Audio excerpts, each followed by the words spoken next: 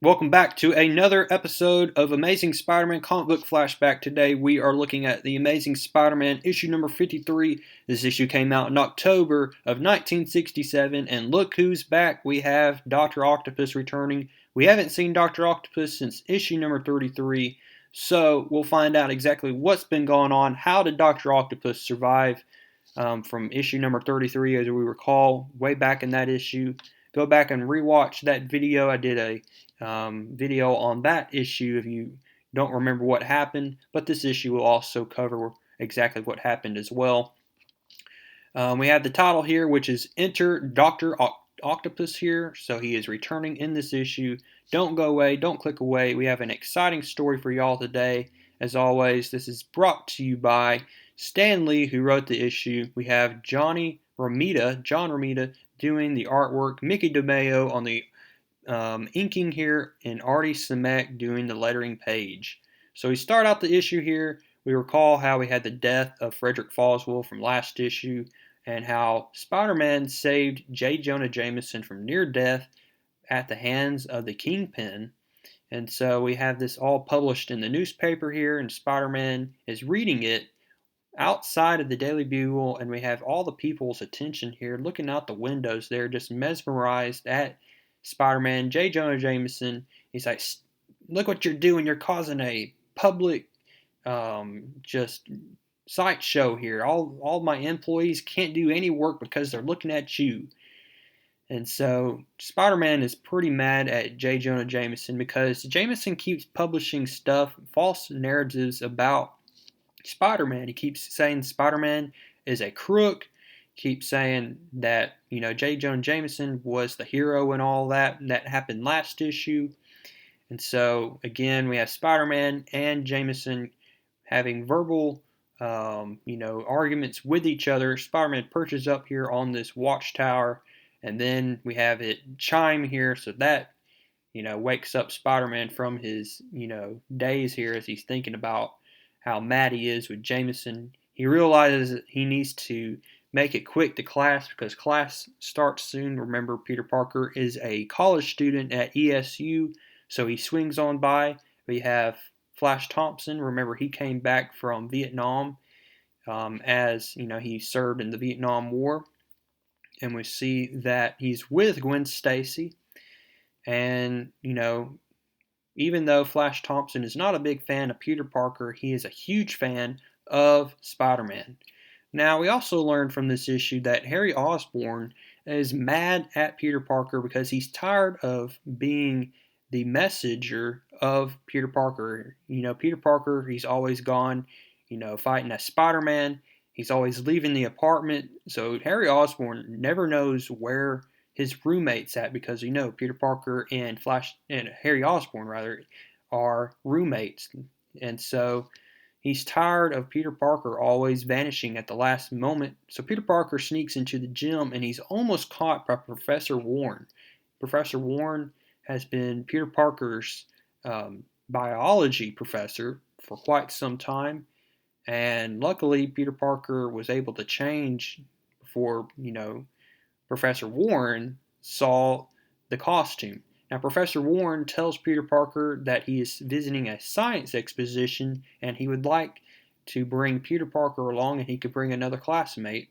So, who better than Gwen Stacy? So, Peter Parker invites Gwen Stacy to this science exposition and she agrees.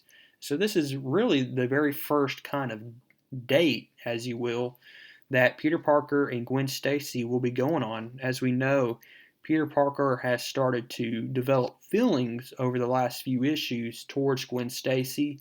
As we could see, look how John Romita draws Gwen Stacy. She's absolutely beautiful. And so we see right here that Gwen Stacy and Peter Parker are going to accompany Professor Warren to this science exposition. We also see that Peter Parker and Flash Thompson, bitter enemies since high school, still really not getting along with each other. Even though at times they have developed a friendship, they still have that bitter rivalry with each other.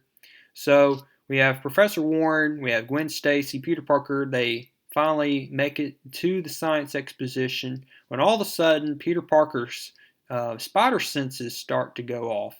And Gwen Stacy notices that something's up with Peter as he starts to, just look in the distance. He's not really looking around. He's kind of just to himself.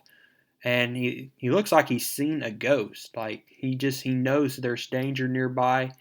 They're visiting this science exposition because of this one particular device here. As we reveal, it's a nullifier, and it's, a very top security. This thing is very important to the United States at this time. And so we have this guy, he's, showing it off, and all of a sudden we see this guy interrupt and says, I'm the one that's going to take this nullifier from you.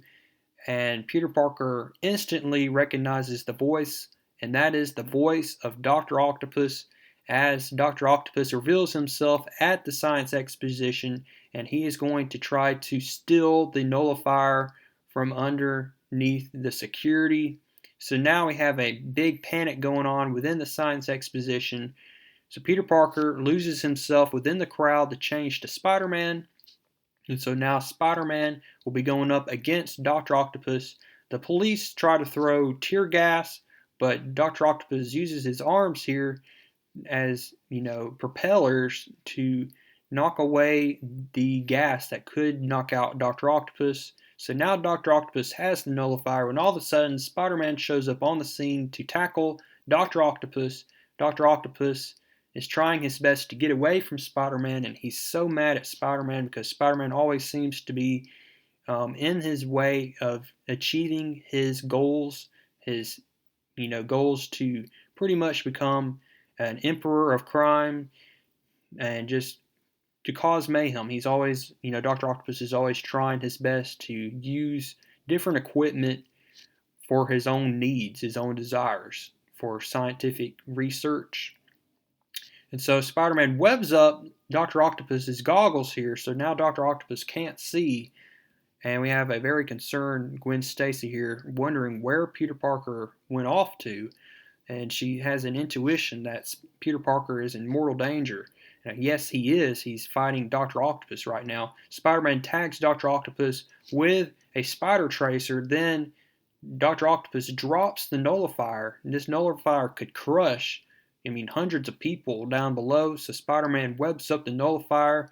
So Dr. Octopus gets away. He's going to go back to his hidden laboratory.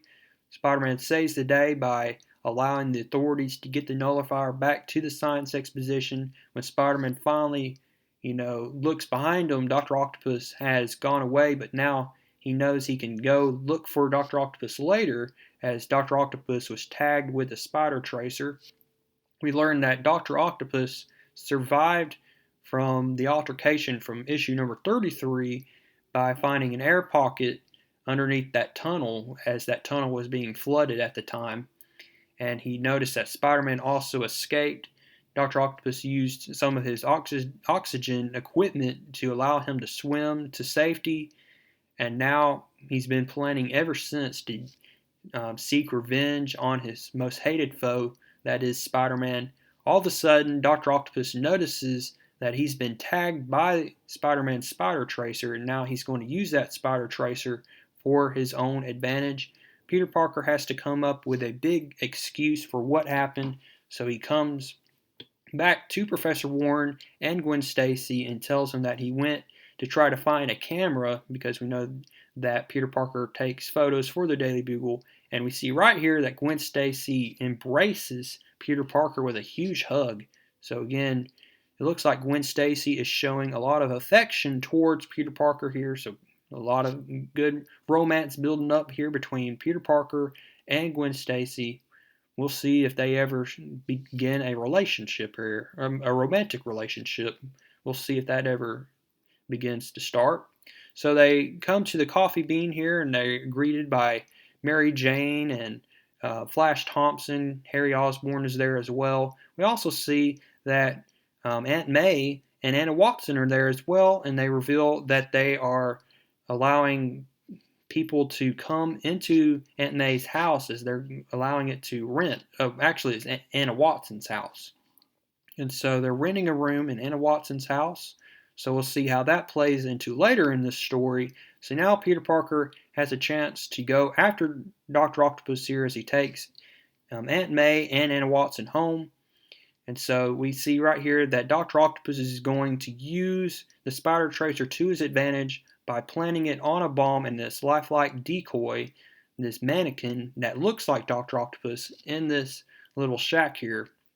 So Spider-Man looks like he's in mortal danger here. He has no idea what's going to happen, but his spider sense is alerting him that there is danger nearby. So Spider-Man is cautious about this. He uses the web ball, launches it into the shack, and kablooey, the whole place just erupts. Dr. Octopus thinks that Spider-Man has been blown up to smithereens, that he's dead, and now Dr. Octopus is going to go into hiding here until he makes his final move to go after that nullifier again. So Spider-Man is going to go after Dr. Octopus, and we learn at the very end of this issue that Dr. Octopus will be taking his home, or he'll be renting a room in Anna Watson's house. So he's going to be the occupant in that empty room in Anna Watson's house. So we'll see exactly what happens next issue as Peter Parker realizes that his most deadly enemy is staying with his aunt. So we'll find all this out in issue number 54. I hope to see you there. And until next time, keep reading comics.